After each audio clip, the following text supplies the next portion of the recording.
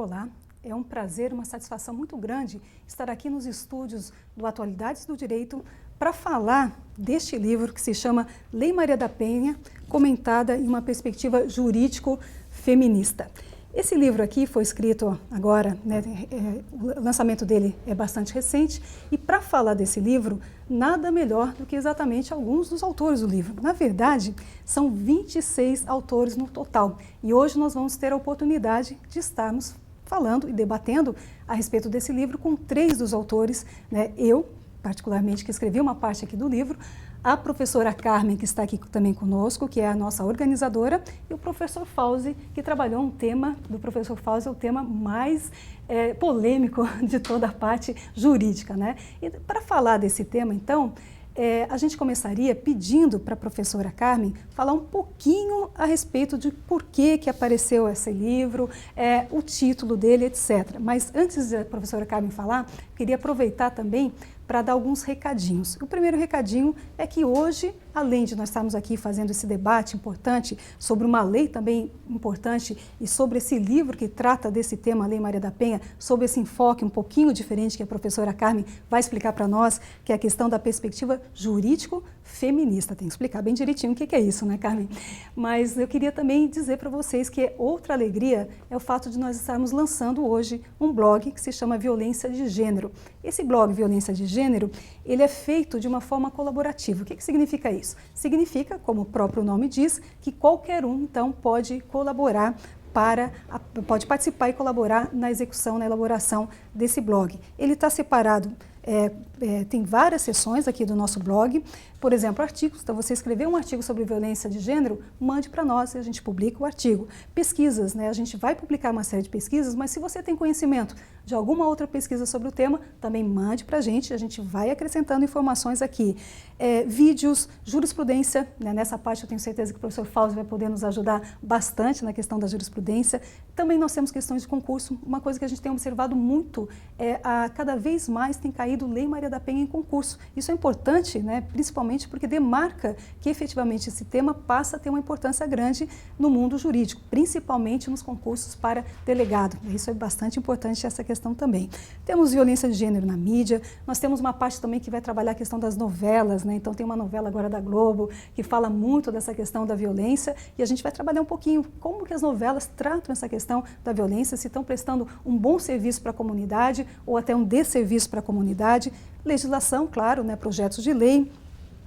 E também eventos. Então, todos os eventos que tenham em relação à Lei Maria da Penha, do que a gente ficar tomando conhecimento, a gente já coloca. O que você souber, mande para nós e a gente vai incluindo aqui nas sessões. Também queria aproveitar aqui a oportunidade para falar, dentro do blog, do meu blog agora, no Atualidades do Direito, nós temos lá, estamos com uma novidade que se chama tema premiado. Como é que funciona o tema premiado? Eu coloquei lá um tema, que por acaso é a questão da representação, professor Fauzi, a questão da representação. Os alunos, os interessados vão lá, escrevem sobre aquele tema, postam no próprio blog e depois eu, discricionariamente, vou escolher aquele que eu achar que ficou mais interessante e o aluno, então, a pessoa que tiver sido escolhida, vai receber exatamente este livro. Então, a ideia é de estar entregando, né, remetendo, então, um livro já devidamente autografado para aquele, então, que tiver, na minha consideração, na minha modesta consideração, escrito melhor sobre esse tema. Então, até amanhã, sexta-feira, às 23h59, é o horário para que possa ser postado e estaria, então, concorrendo com os demais em relação a esse tema, né? Então, a ideia é exatamente discutir se, a partir da Lei Maria da Penha, a lesão corporal leve continua exigindo representação ou deixa de exigir representação. Eu tenho certeza que o professor Fauzi vai falar desse assunto. Quem estiver acompanhando vai poder, inclusive, participar melhor, né? Também, por último, o último recadinho para a gente começar o nosso tema aqui mesmo, é falar do júri simulado, que nós estaremos fazendo agora na segunda-feira, a partir das 14 horas. Esse é um júri simulado que, na verdade, não temos um réu, né? Na verdade, o réu vai ser um tema, e o tema que nós vamos debater aqui será exatamente um tema que está aí, em todos os lugares estão se falando atualmente sobre esse tema, que é a embriaguez ao volante. Afinal de contas, a embriaguez ao volante, nós temos dolo eventual ou nós temos culpa consciente. Então, como é que vai funcionar esse tribunal do júri? Nós teremos, como todo tribunal do júri, um juiz, um promotor e teremos o defensor. E, além disso, também teremos os jurados. 7 jurados estarão aqui na segunda-feira. Para fazer a presidência, então, desse júri, nós teremos a participação do professor Luiz Flávio Gomes. Como acusador, teremos a participação do professor Rogério Sanches e, para defender o tema, embriaguez ao volante, nós temos, então, o professor Adel, lá de Curitiba. Então, estarão os 3 participando e teremos pessoas que estão aqui presencialmente, que vierem presencialmente, que serão sorteadas no momento em que a gente for iniciar os trabalhos, que participarão, então, do Conselho de Sentença. Serão 7 dos participantes que estiverem aqui presencialmente conosco, né? Então, também gostaria de fazer esse convite para todos vocês em relação a essa outra atividade que nós estaremos fazendo na próxima semana, na segunda-feira, a partir das 14 horas, das 14 até as 17 horas. Então, bastante interessante também essa nossa outra atividade. Bom, voltamos para o nosso tema. Nosso tema, então, é o livro, né, que se chama Lei Maria da Penha, comentada em uma perspectiva jurídica feminista. Vou pedir aqui apenas para a professora Carmen e o professor Fauzi dar as boas-vindas aqui, né, dar um alô para o pessoal, para depois a gente começar com a professora Carmen fazendo alguns questionamentos em relação à estrutura do livro e em relação também à sua participação como autora do livro. Olá, Alice. Eu acho que está sim, professora. Alice, professor Fauzi, queria agradecer a possibilidade de estar aqui no programa e toda a audiência também. Acho que é uma oportunidade muito rica para a gente discutir um tema tão importante para a sociedade hoje, né? Não apenas para as mulheres, mas para a sociedade. Tratar da violência contra as mulheres não é mais um tema hoje exclusivamente das mulheres. E eu acho que a gente vai poder ter um bom debate aqui com uma coautora e um coautor aqui de importantes artigos da Lei Maria da Penha, como a professora Alice já falou. Muito bem, professor Fauzi. Bom, minha palavra inicial é de agradecimento, em primeiro lugar, ao Atualidades do Direito, por recepcionar esse evento, professora Alice, uma amiga muito querida de muito tempo, e a professora Carmen, a quem eu realmente agradeço honradamente a oportunidade de ter colaborado com o livro, aberto mais esse cenário, esse campo para discussão. A iniciativa da professora e os esforços da professora merecem todos os elogios. Mas essas são as minhas primeiras palavras, né? Muito bem. Então, professor Fauzi, agradecemos aqui já a presença, né? Professora Carmen também. A professora Carmen é doutoranda em Ciências Criminais pela PUC do Rio Grande do Sul, mestre em Direito pela USP, nós falamos, né, quase fomos conterrâneos lá na UFSC, e da Universidade de Toronto, no Canadá, e professora do curso de especialização em Segurança Pública da PUC do Rio Grande do Sul, integrou o consórcio das ONGs que elaborou o anteprojeto da Lei Maria da Penha. Então, realmente, nós estamos trabalhando com uma pessoa que está lá na fonte do que aconteceu, né? E, além disso, ainda é coordenadora nacional do Comitê Latino-Americano e do Caribe para a Defesa dos Direitos da Mulher, que é o CLADEM Brasil. Então, com todo esse roteiro aqui, né, da professora Carmen, e imaginando aqui a dificuldade de juntar, são 26 autores, né? Nós estamos aqui em 3 autores, mas tem mais 23, e na medida do possível a gente vai buscar também pegar a entrevista desses outros autores e ir fazendo todo um recorte em relação a essas questões que nós estamos trabalhando aqui. Mas, professora Carmen, com certeza já gostaríamos, e o professor Fauzi também com certeza tem esse entendimento, agradecer por ter nos convidado para participar deste livro, né, um livro muito importante, e parabéns aí por essa organização, porque não deve ter sido fácil juntar 26 autores, né, para cada um escrever uma parte, e observem que é um livro que ele é comentado artigo por artigo. Então, tem autor que comentou um artigo, tem um autor que comentou mais de um, né?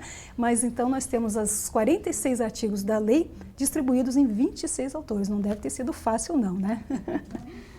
Na verdade, foi um trabalho muito agradável, né? Eu acho que eu vou contar um pouco, assim, por que quis, naquela pergunta inicial que você fez. Isso, né? Da onde que surgiu a ideia de fazer o livro, né? Uhum. Então, logo que se elaborou o anteprojeto de Lei Maria da Penha, e é importante dizer que o CLADEM, que foi um consórcio de ONGs feministas, isso também já dirige, digamos assim, para essa concepção deste livro, né? Foi um consórcio de ONGs feministas formado por 5 organizações na época: o CLADEM, a Temes, de Porto Alegre, a CEPIA, do Rio de Janeiro, o CEFEMIA, de Brasília, a Advocacy, do Rio de Janeiro, na verdade 6, né? E faltou mais uma organização, acho que eu já falei a CEPIA, né? Tá. A CEPIA. Então, são 5 organizações, isso, que se reuniram durante 2 anos, a gente trabalhou num anteprojeto de lei sobre violência contra as mulheres. E por que a gente trabalhou tanto tempo? Porque a gente tinha também que ter um consenso interno do feminismo sobre como é que deveria ser um projeto para tratar a violência contra as mulheres. Porque tinham algumas divergências dentro do próprio feminismo, né? Por exemplo, se a gente deveria ou não deveria manter na Lei 9.099. Né? A gente chegou no consenso, bom, isso eu acho que era o consenso mais fácil, que a gente não deveria manter na Lei 9.099. Se deveria manter ou não a representação. Isso foi um debate muito grande no consórcio. Entendemos que não deveríamos manter a representação nos crimes de lesão corporal de natureza leve. Se deveríamos manter o julgamento dos crimes ou não nos juizados especiais criminais. Chegamos a um consenso que não deveríamos manter nos juizados especiais criminais, porque todo o processo, e nós e as organizações que elaboraram esse anteprojeto trabalhavam com mulheres em situação de violência. Eu fui advogada dessa organização e, na época, eu não representava o CLADEM, eu representava a TEMES nesse consórcio. Eu atendi muitas mulheres em situação de violência. E o que a gente percebia na aplicação da legislação era, de fato, a banalização através da não aplicação de pena alguma, na maioria dos casos, e no Rio Grande do Sul, os juízes dos juizados especiais criminais criaram um termo que eles chamavam termo de bem viver, onde não existia, era um arquivamento, de fato, do processo, né, e não havia pena alguma e nenhuma responsabilização se o autor do fato, né, descumprisse aquele chamado termo de bem viver. Então, isso nos deu uma bagagem para dizer o seguinte: olha, temas de violência doméstica contra as mulheres não é possível julgar nos juizados especiais criminais. Não é possível aceitar esses mecanismos despenalizadores. Então, este consórcio se reuniu durante 2 anos e elaborou um anteprojeto de Lei Maria da Penha. Este anteprojeto foi entregue à Secretaria de Política para as Mulheres, que formou um grupo interministerial, com praticamente todos os ministérios envolvidos. Este grupo interministerial convocou e fez reuniões abertas com várias organizações, inclusive com o consórcio, com os juízes do Fórum Nacional de Juizados Especiais Criminais, e fez, com base no nosso anteprojeto, um projeto de lei. E é interessante observar que a nossa proposta, que era retirar dos juizados especiais criminais, não ter nenhuma dessas propostas despenalizantes, ela acaba não sendo incorporada pelo grupo interministerial. Por quê? Porque os juízes, o Fórum Nacional de Juízes dos Juizados Especiais Criminais, conseguiu convencer o grupo de que era melhor manter nos juizados. E esse projeto, diferente nessa parte, e essencial para nós, é esse projeto que é encaminhado ao Congresso Nacional. Só que, no Congresso Nacional, o consórcio se rearticula, né, e é designada como relatora de mérito do processo na Comissão de Seguridade Social a deputada Jandira Fegali. E o consórcio se rearticula com a deputada e diz: olha, a nossa proposta é essa, a proposta da secretaria é esta, e nós divergimos da proposta da Secretaria de Política para as Mulheres. E nasce aí, né, uma discussão interna, todo um processo de discussão, e a lei vai tomando corpo, e aí a nossa proposta volta a ser a proposta a ser incorporada. Mas como é que nasce esse livro, né? Aí nasceu o projeto de lei e a própria legislação depois, né? Com várias outras incorporações para além do nosso próprio anteprojeto. Então, logo após a publicação da lei, o consórcio já pensava em fazer comentar a própria lei. Por quê? Porque, éramos nós que estávamos ali, a gente acompanhou. A gente está falando da interpretação histórica, inclusive, né? Exatamente. Da onde que surgiu, porque isso a gente vai fazer a compreensão Exatamente, da lei. Então, que nós trabalhamos desde o processo de criação da lei, né? Acompanhamos todo o processo no legislativo. Então, a gente pensou, é importante ter um olhar sobre isso, né? E há 1 ano e meio atrás, numa reunião com a Secretaria de Política para as Mulheres, para avaliação sobre a implementação da Lei Maria da Penha, chegou-se à conclusão que, bom, haviam interpretações jurisprudenciais diferentes daquela interpretação e daquela noção que a gente tinha, né, quando elaborou a legislação. E de toda a discussão, por exemplo, a discussão sobre a constitucionalidade ou não da lei, a discussão sobre a suspensão condicional do processo, a discussão sobre o afastamento ou não da Lei 9.099. Então, haviam interpretações, e ainda existem interpretações judiciais e jurisprudenciais divergentes da concepção original do consórcio. Então, nós pensamos, bom, é preciso que a gente traga a nossa visão. Por que a gente pensou a lei, por que cada artigo está aqui, o que significa. E aí surge essa ideia de fazer esse livro. Mas isso surge em que ano, Carmen? Nós estamos em... Que a lei é de 2006, isso, né? Surge, aí... Não, surge há 1 ano e meio atrás. Então, quer dizer, quando a gente começa a ver que as interpretações estão descambando para um lado diferente daquilo que era a ideia inicial do projeto. Exatamente. Então, há 1 ano e meio atrás, surge essa iniciativa, digamos assim, se concretiza de uma forma mais forte, digamos, essa iniciativa de se criar de um livro, né, de se ter um livro com essa interpretação. E aí o consórcio resolve tomar frente a esse processo e convidar ou grande parte, melhor dizendo, das pessoas que participaram desse processo inicial. Mas não só, porque senão seria uma visão muito estreita, porque várias pessoas que participaram da elaboração da lei, contribuíram, não necessariamente eram ou são feministas, né? E a gente faz uma ressalva ali. Eu já recebi até umas perguntas, né? Por que esse título, né? Afinal de contas, o professor Fauzi, então, ele é feminista? E eu acho até importante falar o que é ser feminista hoje, né? Claro. Qual é o feminismo que nós estamos falando? E a professora Carmen tem todo um conhecimento sobre isso, então, né?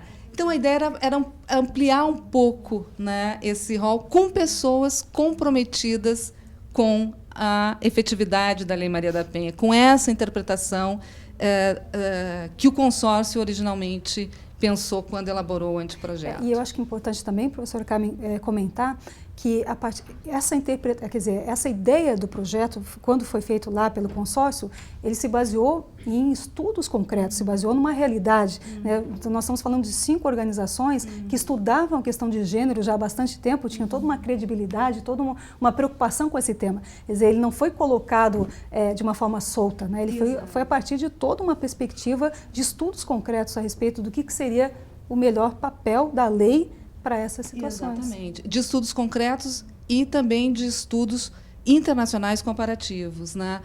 Por exemplo, tem um artigo aqui tem 2 artigos que contam a história um pouco mais detalhadamente, que é o artigo da Leila Linhares, né, que é integrante do consórcio, da CEP, e o artigo da Milena e da Yates, que conta todo o processo legislativo, né?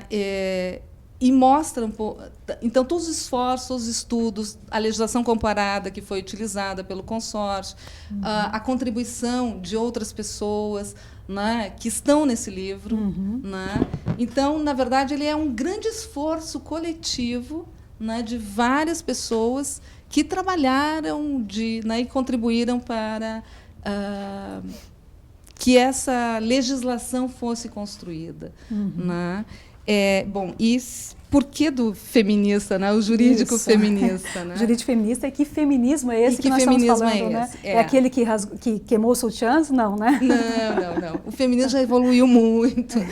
O feminismo nasce, digamos assim, ele não que ele nasça, mas ele se apresenta de uma forma muito forte nos anos 60, 70, né? Particularmente nos Estados Unidos, com as mulheres, de fato, querendo chamar atenção para subordinação, para opressão, para desigualdade entre os gêneros. E aí uma das manifestações muito fortes é, de fato, ir na praça e rasgar sutiã. Né? Então, queimar, queimar os sutiãs. Isso ficou muito marcado.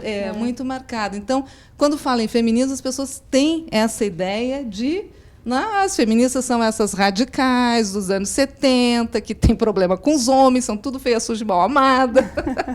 Né? Então, e, na verdade, não é isso. Quer dizer, isto é o nascimento do feminismo por uma razão histórica forte, mas o feminismo ele evoluiu, e evoluiu muito. Né? Hoje a gente fala no pós-feminismo, no feminismo pós-moderno, né? Que procura trabalhar, então, outros temas ou questionar essa própria interpretação radical do próprio feminismo. Né? Então, há divergências internas, discussões internas, teóricas, né, muito consistentes dentro do feminismo hoje. Né? Então, por que esse livro se chama, ou ele tem essa pretensão, digamos assim, de ter uma interpretação jurídico-feminista? Primeiro, porque ele nasce a partir de organizações feministas que elaboraram o anteprojeto feminista. Né? E ele nasce da colaboração de pessoas que, grande parte delas feministas, mas outras pessoas não necessariamente feministas, mas todas elas comprometidas com o entendimento feminista. Né? Que eu já explicitei aqui alguns pontos, né, que foram debatidos, mas ele nasce, então, e é por isso que ele tem um olhar, ele tem uma interpretação que é, de fato, uma interpretação a partir do olhar feminista, que cria o anteprojeto. Por isso que ele se... E também porque não existe, digamos assim, a discussão jurídica ou da teoria feminista do direito no Brasil é uma discussão muito atrasada. Essa discussão em países desenvolvidos, disciplinas sobre teoria feminista do direito, relações de gênero, isso existe nos países há mais de 40 anos. Nos Estados Unidos, na Inglaterra, Canadá. Né? Eu fiz mestrado no Canadá e tinha uma disciplina na graduação, teoria feminista do direito. Então, nós estamos E essa é uma discussão que não existe no Brasil. Então, a gente quis também trazer essa discussão, pautar isso dentro do direito. Existe um campo de formulação teórica, que é o campo feminista. E esse campo não pode ser mais ignorado. Né? Ele não pode, porque ele tem coisas a dizer sobre o direito. Ele diz, ele analisa e ele interpreta o direito. Isso é o que a gente chama de teoria feminista do direito. Né? Não uma grande teoria explicativa sobre o direito, mas um olhar feminista sobre vários aspectos, várias perspectivas do próprio direito. E isso não pode ser mais ignorado. Não pode porque essa concepção feminista ela interfere diretamente sobre como se diz o direito e quem diz o direito. Então, é um pouco isso. Assim, por isso que é importante, nós consideramos importante, né, pautar essa discussão hoje acadêmica dentro do campo do direito, que é uma discussão feminista sobre o direito. Essa é uma questão muito importante que a professora Carmen coloca, porque se a gente for pensar que essa discussão sobre feminismo realmente, nós estamos muito atrasados, talvez isso demonstre uma série de dados que a gente vivencia hoje no Brasil, como, por exemplo, mesmo que a Lei Maria da Penha seja de 2006, nós somos o 18º país na América Latina a ter uma lei de proteção à mulher. Né? Isso realmente demonstra o quanto que nós estávamos atrasados em relação a isso. Isso talvez demonstre, não sei a opinião da professora Carmen, até gostaria de ver a opinião do professor Fauzi também, talvez pela própria cultura machista que nós temos. Né? Então, os números que nós temos hoje de violência contra a mulher, que são alarmantes, quando a gente compara com a América Latina, e nem dá para comparar com a Europa, porque é impossível de comparação, talvez vá demonstrar exatamente essa cultura machista. Né? Professor Fauzi, concorda? Sim, concordo. E, na verdade, essa cultura machista, ela se encontra disseminada em vários campos do poder. O poder do conhecimento, que é um conhecimento formado a partir de uma visão masculina do mundo. O poder do processo político, onde as mulheres, na representatividade popular, aos poucos e ainda com muito déficit, acabam ocupando espaços. Então, a visão predominante do parlamento ainda olhados os seus protagonistas, uma visão machista. E não se pode esquecer, e talvez isso ajude a explicar algumas distorções de interpretação, que o poder de decidir ainda é um poder concentrado numa visão que não é uma visão feminista ou compartilhada com o olhar feminino. Né? toda essa estrutura, ela conspira para a dificuldade da compreensão teórica e para a dificuldade de uma atuação prática equilibrada. Porque o folclore da aplicação da Lei Maria da Penha, se não fosse trágico, seria digno de uma obra de Stanislau Ponte Preta, né? Inclusive, eu até assim, publico que esta minha participação no livro se deveu a um encontro com a nossa querida organizadora, né, num evento na PUC do Rio Grande do Sul, onde, num determinado momento da fala, era uma fala para alunos de mestrado e doutorado da PUC, eu contei uma passagem de uma vivência prática da vida profissional minha, em que, lamentavelmente, um magistrado teve uma interpretação absolutamente absurda da lei. Quando uma mulher chegava em desespero no fórum, pedindo uma medida protetiva de urgência, e ela acostava no pedido pelo menos mais 7 boletins de ocorrência de casos semelhantes envolvendo o agressor, e pedia, então, olha, vai acontecer uma tragédia. Estava isso na petição e era claro das informações. E o juiz nega. O juiz com o olhar masculinizado sobre essa questão, ele nega com um argumento que beira o indizível. Porque ele diz, se fosse urgente, já teria acontecido alguma coisa. Como são 7 ocorrências, esta é a 8ª, isto é o sinal de que não há urgência, porque se houvesse, a tragédia já estaria consumada. Né? Então, esse é um fato que aconteceu realmente, né? E beira a anedota, porque não se pode levar isso a sério. Não? E até se vê, né, professor Fauzi, que não há um entendimento do juiz de como que é o mecanismo da violência contra a mulher. Porque a violência, aquele ciclo que todo mundo sabe, né, começa com uma violência menor, sim, depois vai aumentando a violência, vai aumentando. Isso é diagnosticado em quase todos os casos de violência doméstica. É uma característica da, sim, violência doméstica, o ciclo. Sim. Então, se foi menos grave até agora, não significa que vai continuar sendo menos grave. A tendência é até o contrário. Com certeza. A tendência é o contrário. Com certeza. E faltou sensibilidade humana na compreensão do caso, faltou sensibilidade jurídica, e aí, desdobrando o tema para um aspecto estritamente jurídico, um dos déficits normativos que a lei tem é a fragilidade do seu sistema recursal. Porque esta lei, ela está inserida dentro do contexto maior do processo penal, ela não trata de um modelo recursal à parte, ela nos deixa refém do modelo recursal do Código de Processo Penal. E numa situação como essa, a que acabei de ilustrar, o modelo recursal tende a não funcionar. E aí, ao que se recorreria, do ponto de vista pragmático, para mudar a interpretação que foi dada por aquele magistrado? Um mandado de segurança, a dizer que a mulher tem o direito líquido e certo. Olha, haveria assim, uma elasticidade de interpretação uma ginástica muito grande. E o habeas corpus me parece absolutamente incompatível. Então, ficaríamos o quê? Presos a uma correição parcial? Não há os pressupostos. E os outros recursos previstos em lei simplesmente não se aplicam. Ora, qual foi a solução prática? Esse juiz era um juiz que estava trabalhando num período de férias, num caso cuja a vara era titularizada por uma mulher.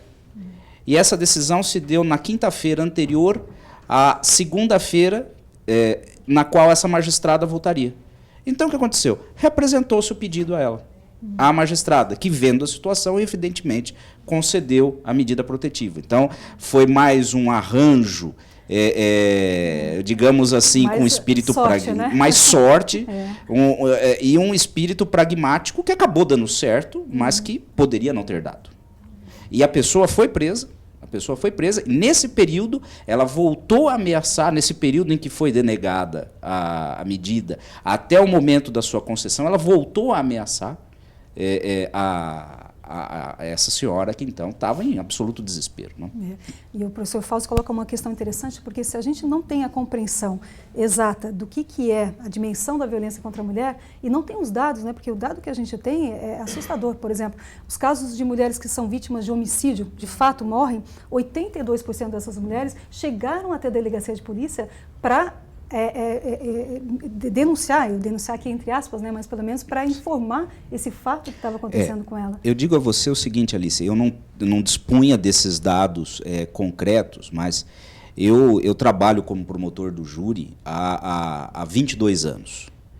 E, empiricamente falando, quase todos os casos em que eu tive processos com vítimas sendo mulheres, havia um histórico de ameaça ou de agressão anterior do autor do crime contra aquela vítima, que acabou redundando no resultado fatal. Resultado fatal. Isso é interessante, porque se a gente não tem esses dados, por isso que essa primeira parte, né, que a professora Carmen menciona, esse olhar feminista, quer dizer, na verdade, né, professora Carmen, a gente tem que ter um olhar mais amplo a respeito do problema. E se a gente não tem esse olhar mais amplo e fica numa imagem restrita jurídico-penal ou jurídico-processual-penal, nós vamos colocar várias mulheres numa situação muito complicada. Então, esse olhar é importante ser resgatado mesmo. Claro. Não, e a ideia da lei foi um pouco essa, né? Ela é uma lei muito mais ampla do que uma perspectiva penal, processual penal. Ela tem um tripé e ela foi pensada num tripé exatamente por isso. Por quê? Porque o fenômeno da violência doméstica não é um fenômeno simples. Né? Se fosse simples, bom, a gente já teria resolvido, vários países já teriam resolvido. Não é simples. Então, ela tem uma perspectiva de prevenção, ela tem uma perspectiva de assistência e ela tem uma perspectiva de repressão, né? Nesses casos. O que a gente observa? Bom, a falta de conhecimento por parte de quem opera essa legislação, na grande maioria dos casos, sobre o fenômeno da violência doméstica. Porque se conhecesse, é aquilo que você estava falando, né? Se conhecesse, entenderiam, em primeiro lugar, dificilmente um caso de violência doméstica uma mulher registra na primeira ocorrência. Isso é muito raro, muito raro. Então, a gente vai ver, tem históricos, são anos, né, para conseguir denunciar uma primeira vez. E aí ela vai relatar, não é a primeira vez, desde não sei quando, e são anos. Então, isso é uma característica que tem que compreender. E aí esse juiz, quando diz, se fosse grave já teria, é porque ele não compreende. Não compreende que isso faz parte da complexidade de uma sociedade que diz para as mulheres que casamento é a coisa mais importante do mundo, que as mulheres, né, devem, acima de qualquer coisa, tentar preservar as relações afetivas. E uma outra coisa é que é muito difícil romper uma relação.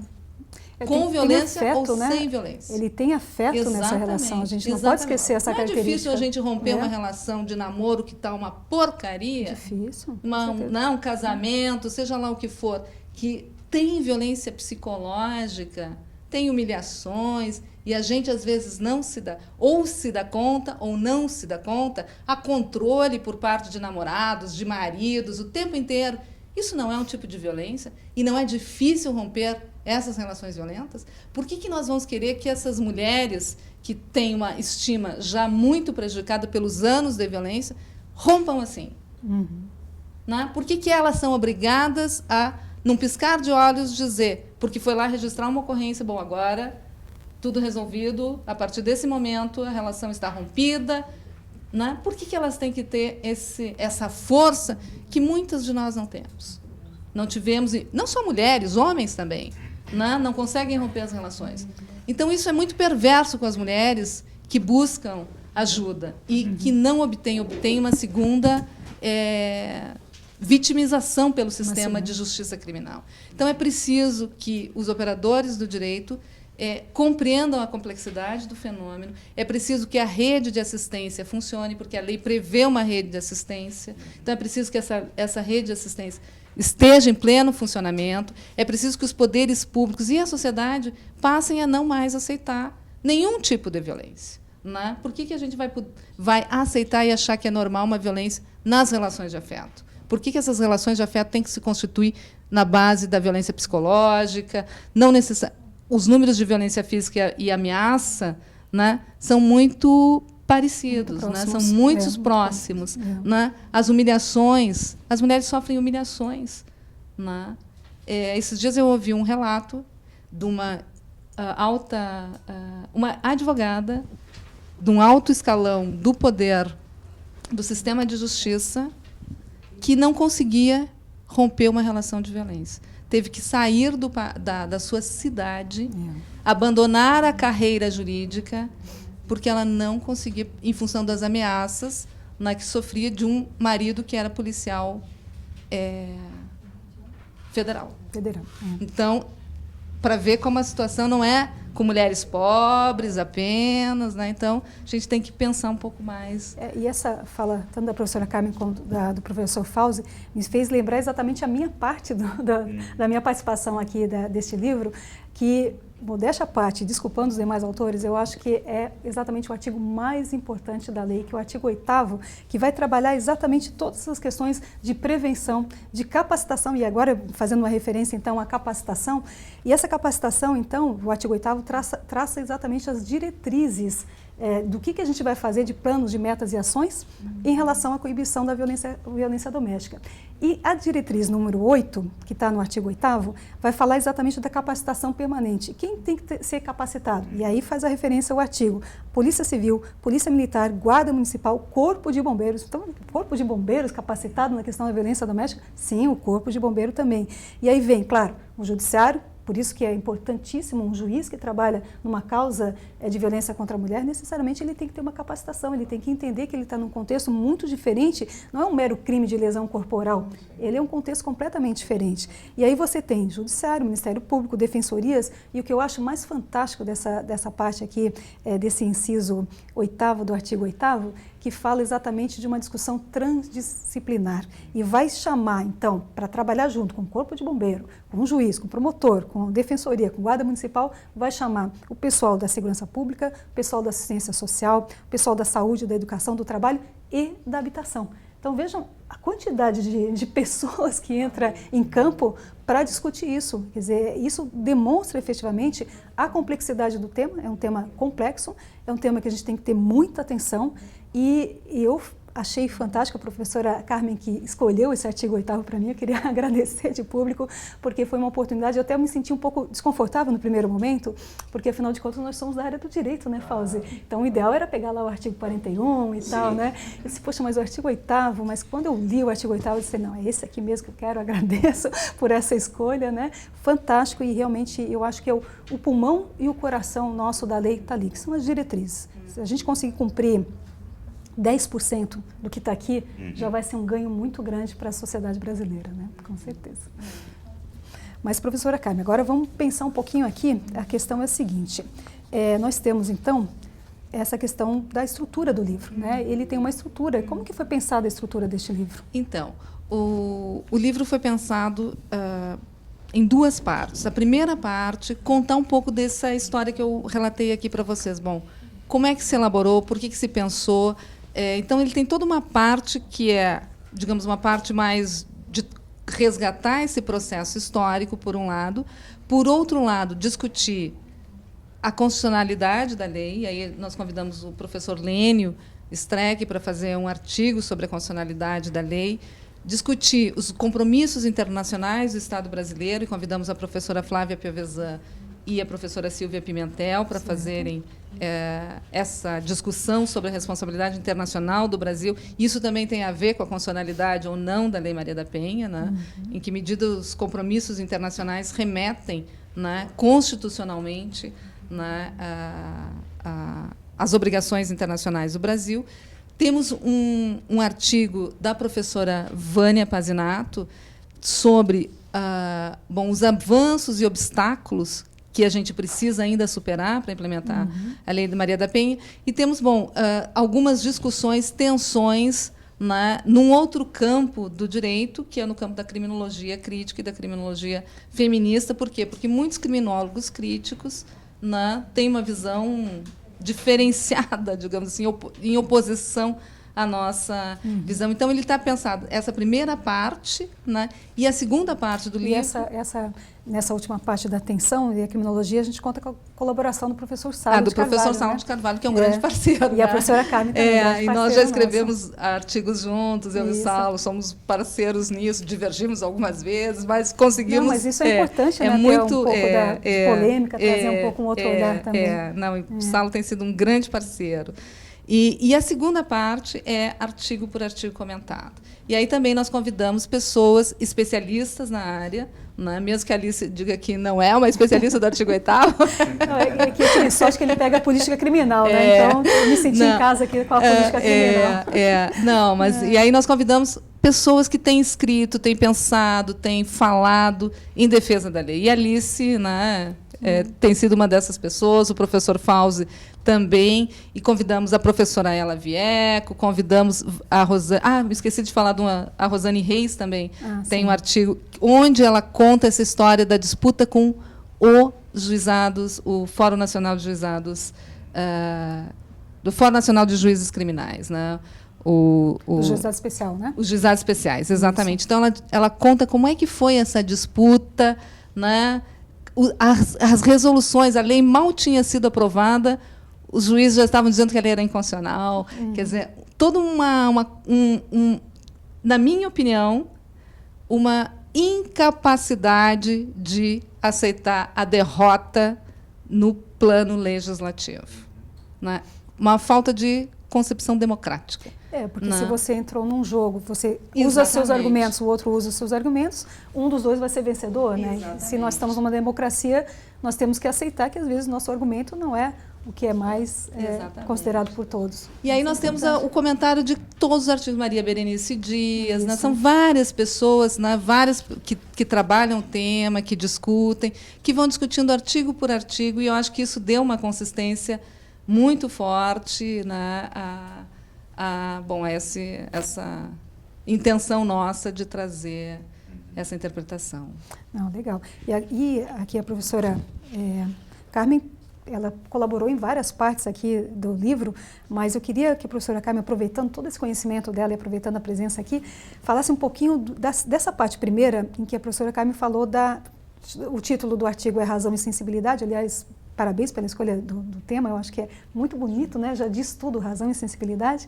E trabalhou a teoria feminista do direito e Lei Maria da Penha. A gente falou que nós temos um déficit muito grande no Brasil, teoria feminista e a questão do direito, né? Então, vamos resgatar um pouquinho desse déficit, ouvindo um pouquinho a professora Carmen falando desse assunto.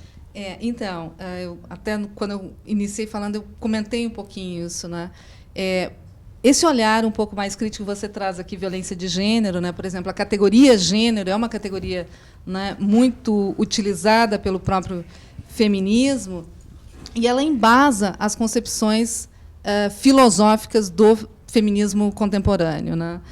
E nesse artigo, o que eu tento trabalhar um pouquinho? Bom, é trabalhar algumas perspectivas da categoria gênero, porque é uma categoria também hoje bastante disputada internamente no próprio feminismo, né? Uma categoria em, digamos, ebulição, né? Ela está evoluindo e ela está sendo discutida. Algumas autoras entendem que se deve utilizar, outras autoras entendem que não. Mas eu tento mostrar, como é que o olhar de gênero, como é que essa categoria gênero a gente pode utilizar para analisar o direito. Então, na verdade, é um pouco isso, né? Como é que a gente olha, como é que a gente pergunta? As feministas americanas, que foram uma das primeiras a usarem essa categoria, elas dizem o seguinte: olha, tem uma questão fundamental que é the women question, a questão das mulheres. Isso é uma metodologia feminista de trabalho. Então, a gente pergunta, como é que essa legislação se aplica, está sendo aplicada às mulheres? Essa legislação está beneficiando as mulheres? Qual é o resultado concreto dessa legislação? Isso a gente fez, por exemplo, na análise da Lei 9.099.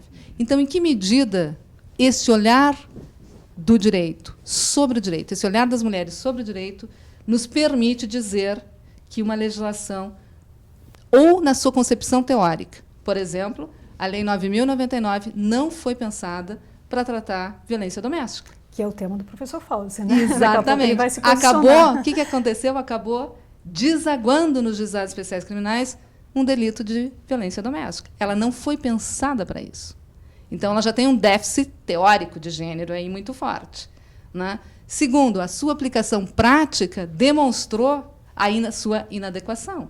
Então, este olhar, né, perguntar sempre, e essa é uma metodologia feminista, né, como é que isso se dá no concreto sobre a vida das mulheres? Ou, teoricamente, como é que isso é interpretado, como é que isso é analisado, né? Então, isso é um pouco o que eu tento fazer nesse artigo, mostrando, bom, como é que as críticas, de fato, em relação à legislação, elas, de fato, estão preocupadas com ou não a vida concreta das mulheres. Então, acho que isso é uma questão importante. Embora eu acho que o professor Fauzi tem toda a razão, há deficiências, né? Há questões que não foram pensadas e que a gente tem que aperfeiçoar. Pensar daqui para frente, o professor Fauzi já está convidado a pensar conosco, né, os próximos passos. Com certeza. Nós vamos retomar o consórcio ampliado, já está aqui, né, a professora Alice. Não dá para parar mais, né? Exatamente. Já demos o primeiro passo, agora é prosseguir. Exatamente. Mas, então, quem tem, como todos nós temos esse déficit em relação à teoria feminista do direito, não há dúvida nenhuma, tem que ler o artigo da professora Carmen, né? Nós vamos, já na sequência, nós vamos falar com o professor Fauzi a respeito do tema que ele elaborou aqui o artigo que ele elaborou aqui no seu livro. Mas, de qualquer forma, nós vamos pedir aqui um intervalinho desse nosso primeiro bloco. Já chegaram bastante perguntas aqui para nós, né? Nós vamos recolher essas perguntas e vamos aproveitar, então, no segundo bloco, nós vamos ter a participação do professor Fauzi falando do seu artigo e depois a gente vai respondendo as questões também, tá? Qual é o nosso tempo de intervalo? 5 minutinhos de intervalo, então. Legal. Né? E eu vou mudar um pouco a dinâmica nossa. Não, a gente vai conversando, vai batendo papo, e aí